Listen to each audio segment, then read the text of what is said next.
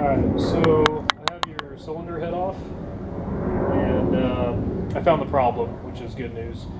But basically, this is your cylinder head when it's by its lonesome, by itself, and not part of the rest of the bike. But you have 4 valves, so the carburetor goes right here, and then this is your intake side. You have 1, 2, or left, right, I should say. And then you have your exhaust on this side, and you have 2 exhaust valves for a total of 4. So right now there's fluid on each valve.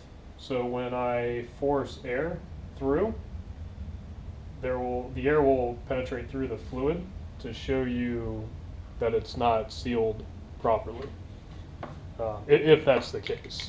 So basically, if you force air through the opposite direction and bubbles come out, that means air is getting through what is supposed to be sealed.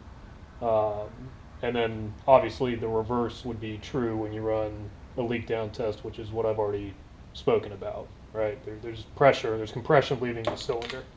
So anyway, you have one leaking. It's one of your exhaust valves.